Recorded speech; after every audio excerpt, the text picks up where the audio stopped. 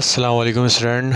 आज के इस लेक्चर में हम सेकेंड ईयर केमिस्ट्री का जो पहला चैप्टर है पीरियोडिक क्लासिफिकेशन उसको हम स्टार्ट करने के लिए जा रहे हैं। और जो पहला चैप्टर है उसका नाम है पीरियोडिक क्लासिफिकेशन।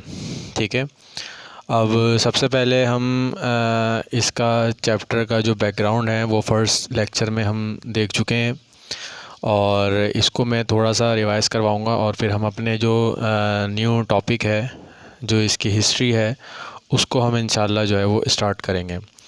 देखें, सबसे पहले इस जगह का जो नेम है वो नाम है इसका पीरियोडिक क्लासिफिकेशन। सबसे पहले हम इसको वर्ड पीरियोडिक को देख लेते हैं। वर्ड पीरियोडिक का जो बुनियादी मतलब है वो ये होता है कि किसी भी चीज़ का एक ख़ास इंटरवल के बाद अपनी जो पोजीशन है उसको रिपीट करना, ये हमारे पास जो वर्ड पीरियोडिक की मीनिंग है, हैपनिंग और रिकरिंग एट रेगुलर इंटरवल। अब इसकी मिसाल मैंने आपको देख के बताई थी कि कल आपको इसकी मिसाल मैंने बताई थी। इसकी मिसाल ये है कि जैसे मिसाल के तौर पर आपके कॉलेज के अंदर जो है वो क्लासेस होती हैं, तो क्लास के दौरान हर 45 मिनट्स के बाद जो है वो बेल बजती है और बेल बजने के बाद जो है वो टीचर जो है वो आपका जो है वो रिपीट होता है। ठीक है, 45 मिनट बेल होगी, ठीक है, उसके बाद टीचर चेंज आएगा, फिर 45 मिनट्स होंगे, फिर टीचर चेंज आएगा, फिर 45 मिनट्स होंगे, फिर टीचर चेंज आएगा। तो ये एक प्रोसेस है जो एक रेगुलर इंटरवल के बाद हो रहा होता है और अपनी पोजीशन को जो है वो एक ख़ास इंटरवल के बाद क्या कर रहे होते हैं, चेंज कर रहे होते हैं। और इसी तरह से पीरियोडिक मोशन आपने फ़िज़िक्स के अंदर भी पढ़ी होगी। पेंडुलम जो होता है, पेंडुलम आमतौर पे जिसे हम झूला वगैरह भी कहते हैं, तो अगर हम झूले को एक एक्सट्रीम पोजीशन पे लेके जाएं, एक कोने के ऊपर लेके जाएं और उसको फिर रिलीज़ करें, तो फिर आप देखेंगे कि ये जो आपका झूला है वो झूला आपका जो है वो अपनी पोजीशन को एक ख़ास इंटरवल के बाद क्या करना करेगा, रिपीट करेगा। तो ये मोशन बुनियादी तौर पर कहलाती है हमारी पीरियोडिक मोशन कि ख़ास इंटरवल के बाद जो भी आपकी ऑब्जेक्ट है वो अपनी पोजीशन को क्या कर रही है, रिपीट कर रही है। और इसी तरह से एक एग्जांपल मैंने और दी थी आपको कि जैसे जो आपके मौसम वगैरह होते हैं, तो सबसे पहले जो है वो आप देखते हैं कि साल का आगाज़ होता है तो सर्दी होती है, फिर सर्दी आहिस्ता आहिस्ता कम होती है, फिर गर्मी आना शुरू हो जाती है, फिर गर्मी एक्सट्रीम पे जाती है, फिर गर्मी कम होती है, फिर सर्दी आती है और ये पूरा प्रोसेस जो है वो साल भर आपका चलता रहता है। और इस प्रोसेस को हम क्या कहते हैं, ये हमारी पीरियोडिक मोशन है। तो पीरियोडिक का मतलब आपको समझ में आ गया होगा कि हमारे पास जो है वो पीरियोडिक का मतलब एक ख़ास इंटरवल के बाद अपनी पोजीशन का चेंज करना और रिपीट करना, उसको हम क्या कहते हैं, पीरियोडिक कहते हैं। ठीक है, इसके बाद दूसरा वर्ड है क्लासिफिकेशन का। और क्लासिफिकेशन का बुनियादी जो कॉन्सेप्ट है वो ये है कि आपके पास जो है वो बहुत सारी चीज़ें मौजूद हैं और उनको आपने उनकी सिमिलरिटी यानी जो सेम कैटेगरी की चीज़ें हैं उनको एक जगह जमा कर देना, ये हमारी क्लासिफिकेशन कहलाती है। इसको भी हम एक एग्जांपल से समझ लेते हैं। जैसे मिसाल के तौर पर आप किसी ग्रॉसरी शॉप के ऊपर जाते हैं और ग्रॉसरी शॉप के ऊपर बहुत सारी चीज़ें हैं, बहुत सारी कैटेगरीज़ हैं चीज़ों की, वो सारी की सारी आपने देखा होगा कि मुख्तलिफ़ सेम चीज़ें जो हैं वो सेम बॉक्सेस के अंदर जो है वो रख दी जाती हैं। जैसे मिसाल के तौर पर अगर कुछ जो है वो मसालों के डब्बे हैं तो वो एक जगह रखे हुए होंगे। इसी तरह से कुछ दालें हैं तो दालें एक साथ रखी हुई होंगी। अगर आपके पास जो है वो कुछ शैम्पू वगैरह हैं वो एक साथ रखे हुए होंगे, कुछ साबुन हैं वो एक साथ रखे होंगे। अगर जो ग्रॉसरी शॉप वाला है वो ये काम ये करे कि वो सारी की सारी चीज़ों को क्या करे, इकट्ठा करके रख दे, तो क्या होगा, ज़ाहिर सी बात है फिर वो एक एक चीज़ को ढूंढना जो होगा वो एक बहुत ही मुश्किल काम होगा। तो इस चीज़ को हम कहते हैं क्लासिफिकेशन। क्लासिफिकेशन का मतलब क्या है, act of distributing things into classes और कैटेगरीज ऑफ सेम टाइप। अब इसको एक एग्जांपल से और समझ लेते हैं।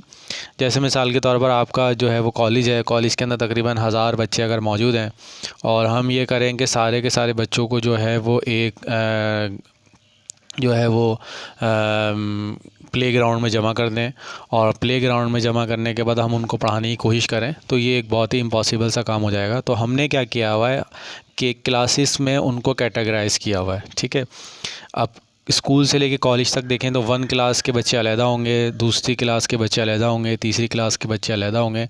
वही अगर हम एक साथ बिठा दें तो फिर हमारे लिए उनको पढ़ाना एक नहायती नामुमकिन काम हो जाएगा। तो क्लासिफिकेशन का बुनियादी मकसद अब आपको समझ में आ जाएगा कि आपके लिए आसानी हो, और उसका मतलब क्या है, ग्रुप ऑफ पीपल और थिंग अरेंज बाय क्लास और कैटेगरी। कैटेगरीज जो भी हैं उनके उनके मुताबिक आप क्या कर दें, उनको अलग-अलग करके रख दें, तो इसे हम कहेंगे क्लासिफिकेशन। तो यहाँ अब हमारे पास दो वर्ड आ चुके हैं, दो वर्ड हम समझ चुके हैं, एक है पीरियोडिक और दूसरा है हमारे पास क्लासिफिकेशन। अब सवाल ये है कि हम ये जो पीरियोडिक क्लासिफिकेशन है, इस पीरियोडिक क्लासिफिकेशन में हम किस चीज़ की क्लासिफिकेशन पढ़ेंगे। तो पहली चीज़ मैंने आपको कल बताई थी कि हम इसके अंदर जो क्लासिफिकेशन पढ़ने के लिए जा रहे हैं वो एलिमेंट्स की क्लासिफिकेशन को पढ़ने के लिए जा रहे हैं, ठीक है। अब ये हम जब आगे मुख्तलिफ़ चीज़ें पढ़ेंगे, मुख्तलिफ़ क्लासिफिकेशन पढ़ेंगे, तो फिर आपको समझ में आएगा।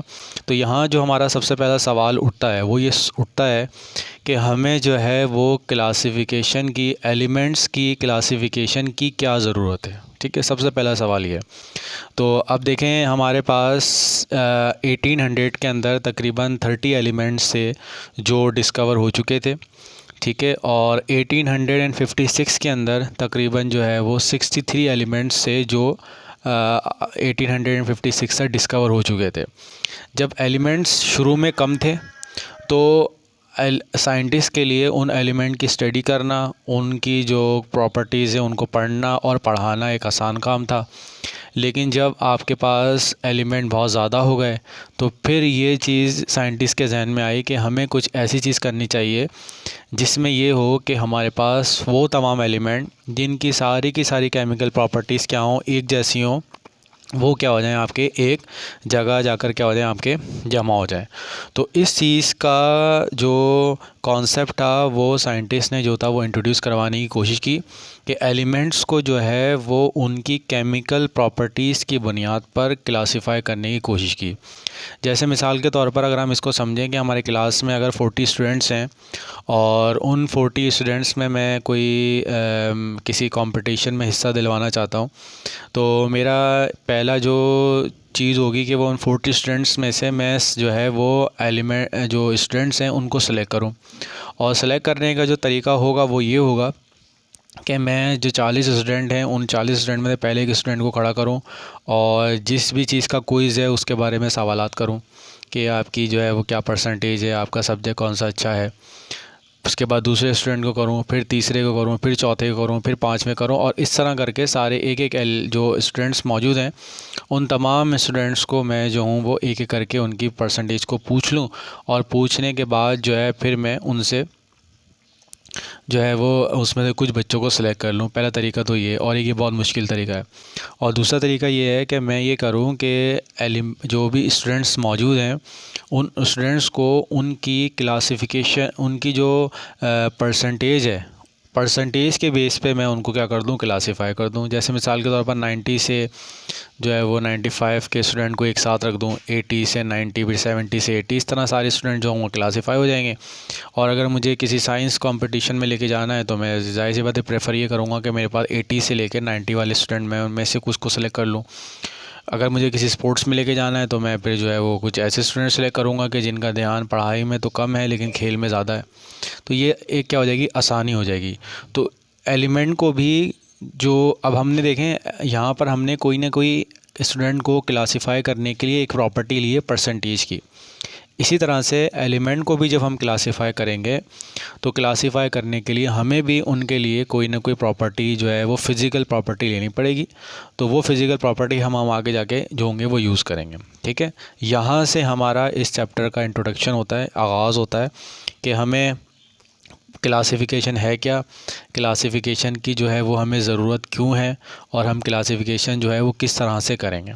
तो यहाँ से फिर हमारी जो है वो हिस्ट्री एलिमेंट की क्लासिफिकेशन की जो है वो स्टार्ट होती है।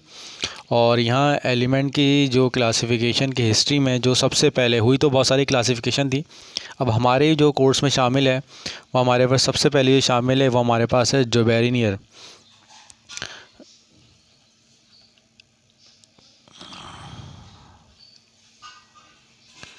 जोबेरिनियर लॉ ऑफ ट्रेड।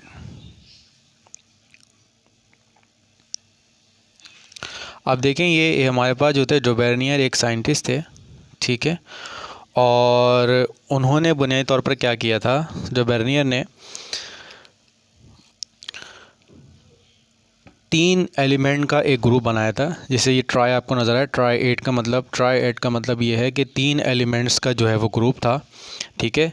तो ड्यूबर्नियर ने क्या किया था, ड्यूबर्नियर ने जो है वो जो एलिमेंट्स थे उनको 3 जो सेम एलिमेंट थे यानी केमिकल प्रॉपर्टी एक जैसी थी, उनको जो है उन्होंने जो है वो एक ग्रुप उन्होंने बनाया था 3 एलिमेंट का, और उसके बाद उन्होंने जो है ये वो लॉ दिया था, ठीक है। तो सबसे पहले उन्होंने जो है वो 1829 के अंदर, इन 1829, ठीक है, ही क्लासिफाइड उन्होंने क्या की थी, क्लासिफिकेशन की थी some elements into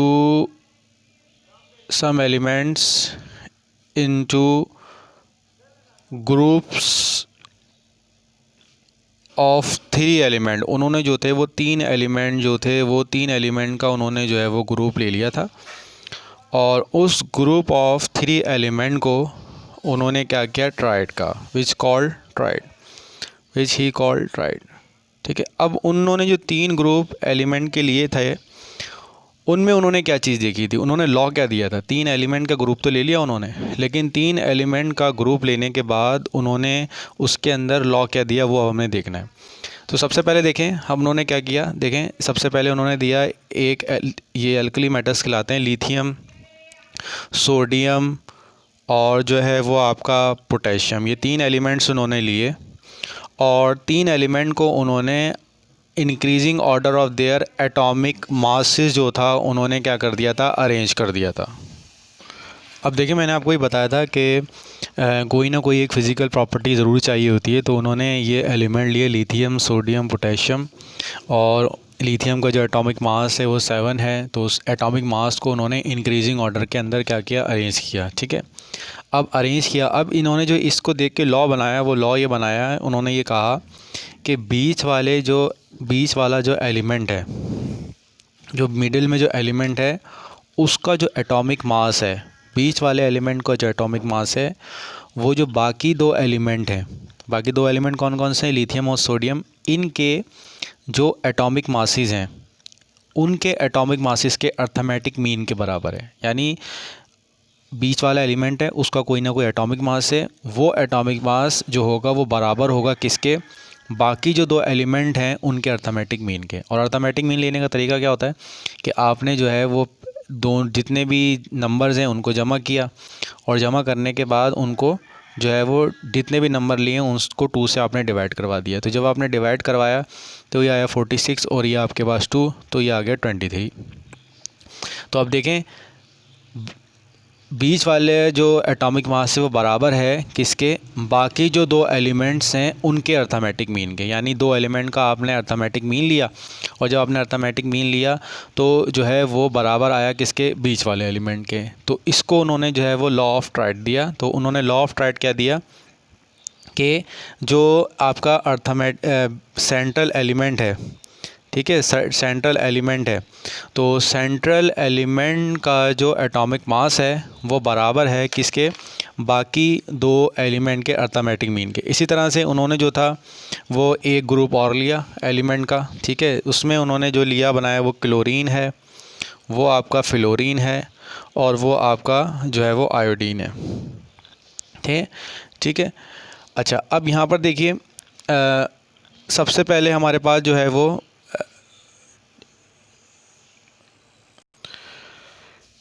हाँ इसमें क्लोरीन यहाँ ब्रोमीन है, और यहाँ पर क्या है आपका आयोडीन है, ठीक है, क्लोरीन, ब्रोमीन और आयोडीन आपने ले लिया।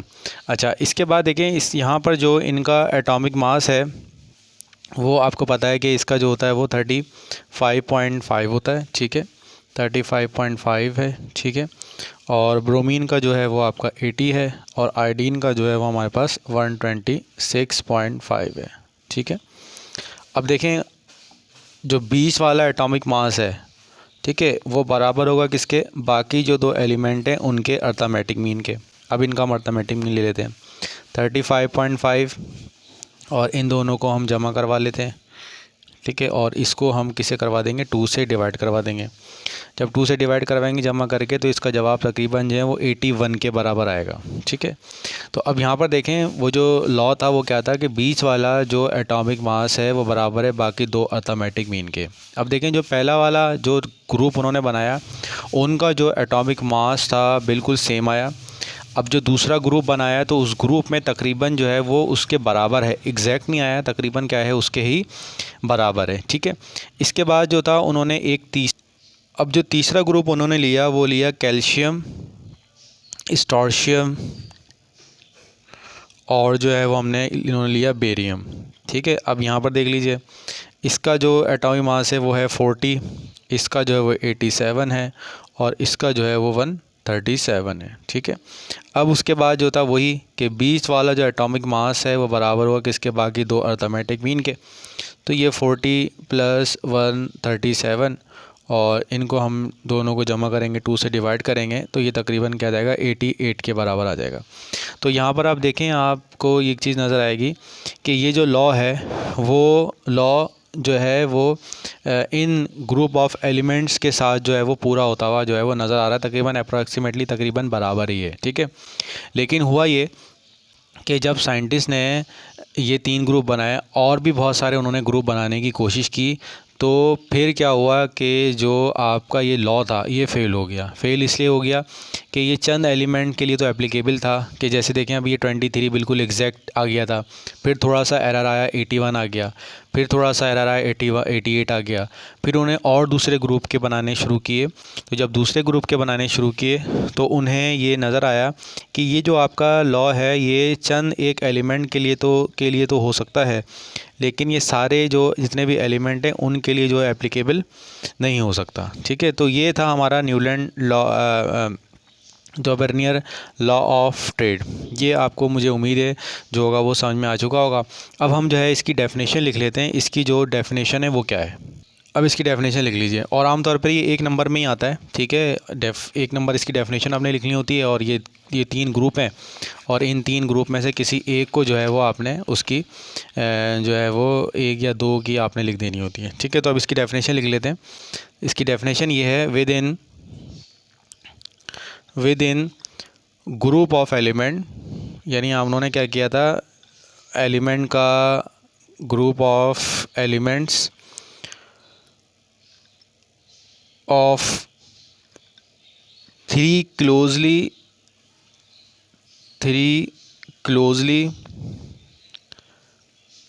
related in their chemical properties, ठीक है। अब इन देयर केमिकल प्रॉपर्टीज़ यानी कि वो एलिमेंट जो बहुत ही ज़्यादा आपस में अपनी केमिकल प्रॉपर्टीज़ में रिलेट हुए हैं। रिलेट होने का मतलब बता दिया कि उनकी केमिकल प्रॉपर्टी तकरीबन एक ही जैसी हैं, ठीक है। यानी जो उन्होंने ग्रुप बनाया, ग्रुप बनाने में जो है उन एलिमेंट को लिया जिनकी केमिकल प्रॉपर्टी एक जैसी हैं। तो अब यहाँ देख लें क्या है, the atomic mass of middle element, atomic mass of middle element यानी 3 आपने ग्रुप बनाए और 3 ग्रुप में जो बीच वाला एलिमेंट होगा, atomic mass of middle element is approximately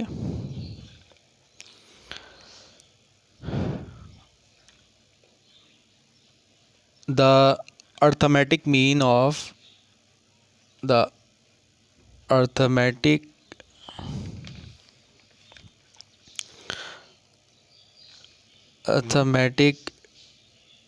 mean of first and third element, first and third element, पहले और तीसरे एलिमेंट का जो अर्थमेटिक मीन है उनके एटॉमिक मास के बराबर होगा बीच वाले एलिमेंट के एटॉमिक मास के, ठीक है। ये यहाँ तक आपको समझ में आ गया होगा क्या कि उन्होंने जो है वो ग्रुप बनाया, ग्रुप बनाने के बाद 3 एलिमेंट लिए और उनको एटॉमिक मास पे अरेंज किया। तो जो बीच वाले का जो एटॉमिक मास है वो तकरीबन जो होगा वो बराबर होगा कि इसके बाकी दो एलिमेंट के अर्थमेटिक मीन के। ठीक है, इसमें एक चीज़ है 3, ये ग्रुप काट दें यहाँ पर, ये ग्रुप हो चुका है। He classified the some elements into group of 3 group बनाए जिनको उन्होंने ट्राइड किया। ये डॉबर्नियर लॉ ऑफ ट्राइड जो होगा वो आपको समझ में आ गया। ठीक है, अब देखें ये जो ग्रोबर्नियर लॉ ऑफ ट्राइड था ये आपका जो है फेल हो गया था, और फेल इस वजह से हो गया था कि ये चंद एक एलिमेंट के लिए तो एप्लीकेबल था, लेकिन उसके बाद जो बहुत सारे एलिमेंट्स थे उनमें ये लॉ जो है वो एप्लीकेबल नहीं था। ये लॉ जो हो गया था आपका यहाँ पर आगे क्या हो गया था, फेल हो गया था। ठीक है, अब इसके बाद जो था एक दूसरे साइंटिस्ट थे। अब वो दूसरे साइंटिस्ट जिसका नाम जो था न्यूलैंड था, उन्होंने जो है फिर इस क्लासिफिकेशन को जो है मज़ीद जो है वो अच्छे अंदाज में पेश करने की कोशिश की, और उसको हम कहते हैं न्यूलैंड लॉ ऑफ ऑक्टेव।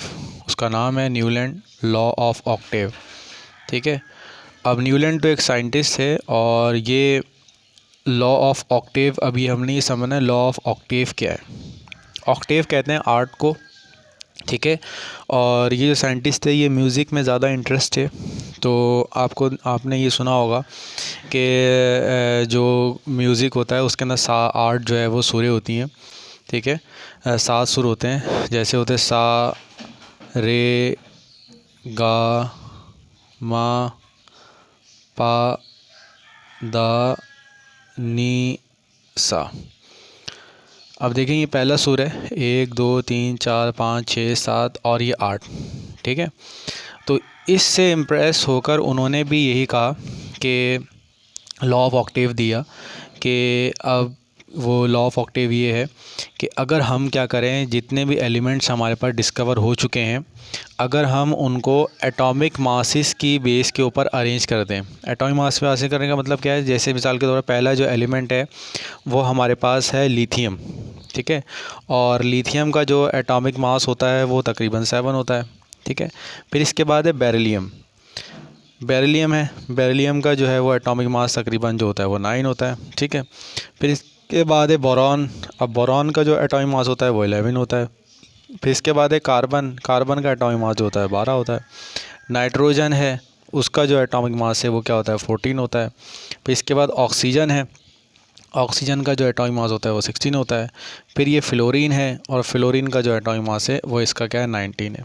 ठीक है, इसके बाद सोडियम है, सोडियम का जो एटॉमिक मास है वो इनका 23 है। ठीक है, इसके बाद मैग्नीशियम है, तो मैग्नीशियम का जो एटॉमिक मास है वो क्या है 24 है। उसके बाद आपके पास एल्युमिनियम है, एल्युमिनियम का जो एटॉमिक मास है वो आपके पास 27 है। सिलिकॉन है, उसका जो एटॉमिक मास है वो आपके पास 28 है। और उसके बाद जो फॉस्फोरस है उसका एटॉमिक मास क्या है आपके पास 31 है। सल्फ़र है, उसका एटॉमिक मास जो है वो 32 है। और क्लोरीन जो है उसका एटॉमिक मास क्या है आपका 35 है। अब यहाँ पर एक चीज़ देखिए, वो जो इंस्पायर हुए थे वो 7 जो सुर थे उनसे जो है वो इंस्पायर हुए थे, और उन्होंने कहा था कि जो 7 सुर हैं, 7 सुर के बाद जब दोबारा सुर आता है तो पहला सुर 8वें सुर से क्या कर रहा होता है, मैच कर रहा होता है। इसी तरह से उन्होंने ये कहा कि अगर आप एलिमेंट्स को उनके एटॉमिक वेट की बेसिस के ऊपर अरेंज करेंगे इन इंक्रीजिंग ऑर्डर, यानी पहले आपने सबसे छोटा लिया, फिर उससे बड़ा लिया, फिर उससे बड़ा लिया, फिर उससे बड़ा लिया, फिर उससे बड़ा लिया, तो ये होगा कि जब आप अरेंज करेंगे तो हर पहला एलिमेंट, अब देखें यहाँ जो पहला एलिमेंट है वो आपके पास है लिथियम, ये पहला एलिमेंट है। ठीक है, ये देखें ये आपको पहला एलिमेंट नज़र आ रहा है। अब देखें पहला, दूसरा, तीसरा, चौथा, 5वां, 6वां, 7वां और 8वां। अब देखें जब यहाँ पर पहुँचे 8 पर पहुँचे तो अब देखें लिथियम भी मेटल है और सोडियम भी मेटल है। इन दोनों को जब हम पानी में डालते हैं तो ये बहुत ज़्यादा एकदम से रिएक्टिव हो जाते हैं, बहुत ज़्यादा रिएक्ट करते हैं। तो इसका मतलब ये हुआ कि उन्होंने ये कहा कि अगर आप इंक्रीजिंग ऑर्डर में आप अरेंज करेंगे, हर पहला एलिमेंट 8वें एलिमेंट से क्या करेगा, मैच करेगा। और यही उनका जो था वो कॉन्सेप्ट था कि वो एलिमेंट एक साथ आ जाएं जिनकी केमिकल प्रॉपर्टी क्या हो, एक जैसी हो। अब देखें यहाँ से देखें, अब फ़र्ज़ करें ये वाला एलिमेंट है, ये हम सपोज़ करते हैं पहला एलिमेंट है, तो ये पहला, दूसरा, तीसरा, चौथा, पाँचवा, छठा, सातवां, आठवां। अब देखें ये बेरिलियम और मैग्नीशियम की जो प्रॉपर्टीज़ होती हैं वो तकरीबन एक ही जैसी होती हैं। इस तरह यहाँ पर देख लें फ्लोरीन है। अब फ्लोरीन को हम कंसिडर करते हैं कि ये हमारा पहला एलिमेंट है, ठीक है। तो first, second, third, fourth, fifth, six, seven, eight, तो हर पहला एलिमेंट आठवें एलिमेंट से केमिकल प्रॉपर्टीज़ में क्या कर रहा होता है, सेम कर रहा होता है। ये आपने पढ़ा होगा, फ्लोरीन, क्लोरीन, ब्रोमीन और आयोडीन, ये हमारे क्या कहलाते हैं, ये हेलोजेंस होते हैं और इनकी प्रॉपर्टी होती है कि ये नॉन मेटल्स होते हैं और मेटल के साथ रिएक्ट करके ये जो है वो सॉल्ट बना रहे होते हैं। तो यहाँ से जो था वो कॉन्सेप्ट आया कि अगर हम एलिमेंट को एटॉमिक मास के इंक्रीजिंग ऑर्डर में अरेंज करेंगे तो हर पहला एलिमेंट आठवें एलिमेंट से केमिकल प्रॉपर्टीज़ में क्या हो जाएगा, अरेंज हो जाएगा। अब यहाँ पर देखें, यहाँ पर ग्रुप का कॉन्सेप्ट आ चुका है। यहाँ देखें ये जितने भी एलिमेंट हैं, लिथियम, सोडियम, ये सारे के सारे जो एलिमेंट हैं वो एक जगह, इनकी केमिकल प्रॉपर्टी एक जैसी है, वो एक जगह पर क्या हो चुके हैं, आकर जमा हो चुके हैं। जो शुरू में मैंने बताया था कि हमने बच्चों को एक साथ अरेंज करना है, तो वो बच्चे जो एक जैसे हैं पढ़ने में, वो एक जगह क्या हो जाए, आकर जो हो जाए वो आपके जमा हो जाए, ठीक है। अब इसकी जो है वो हम डेफिनेशन देख लेते हैं, लॉ ऑफ ऑक्टेव की क्या है। तो ये आपको समझ में भी आ गया होगा। तो वो लॉ ऑफ ऑक्टेव क्या है वो अब हम इसकी डेफिनेशन देख लेते हैं, वो क्या है।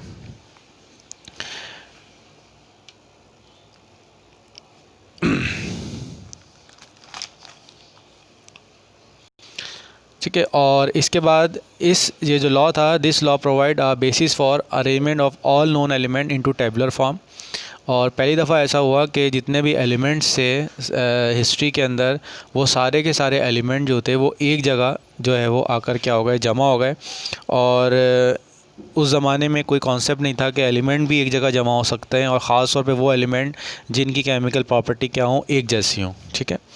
ये होगा एडवांटेज। अब इसके बाद में इसके डिसएडवांटेज। अब देखें, ये जिस तरह से हमारे पास डोबेर्नियर का जो लॉ था वो पहली दफ़ा हिस्ट्री में ऐसा हुआ कि उन्होंने एलिमेंट को क्लासिफाई करने की कोशिश की, वो चंद एलिमेंट तक तो कामयाब रहा। इसी तरह से ये वाला भी जो आपका लॉ ऑफ ऑक्टेव है, ये जो लॉ ऑफ ऑक्टेव है ये भी जो है वो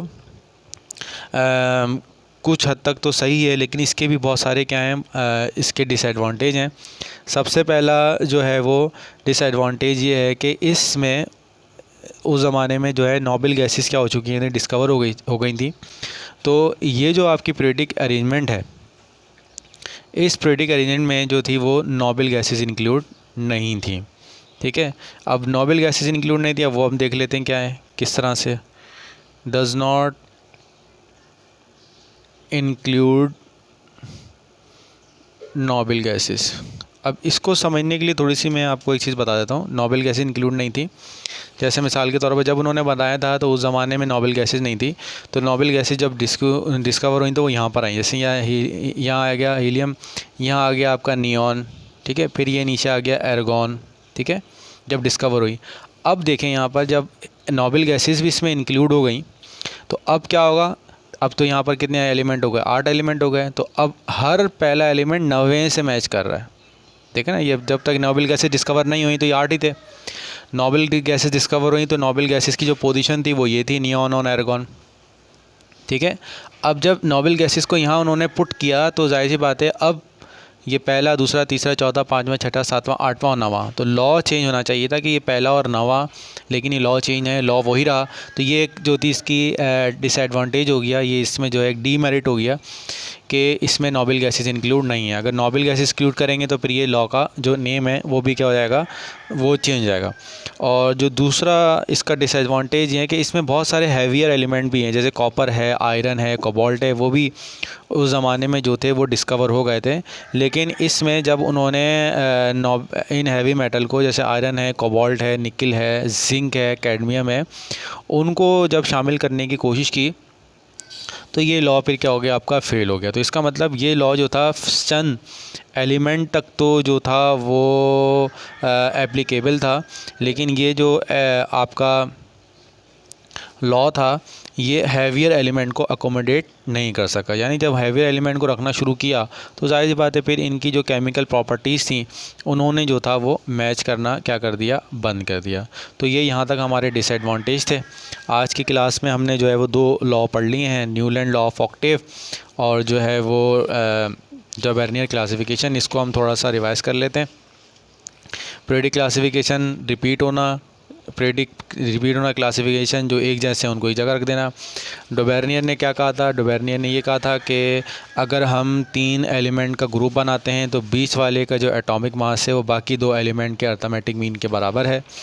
और न्यूलैंड ने जो वो इंस्पायर था म्यूज़िक से था, जिस तरह से 7 जो है वो राग होते हैं तो हर पहला राग 7वें से मैच कर रहा होता है। इसी तरह से यहीं से उन्होंने कॉन्सेप्ट लिया कि अगर हम उनको इंक्रीजिंग ऑर्डर में अरेंज कर देंगे तो पहला एलिमेंट जो होगा वो 8वें एलिमेंट से केमिकल प्रॉपर्टी में क्या करेगा, मैच करेगा।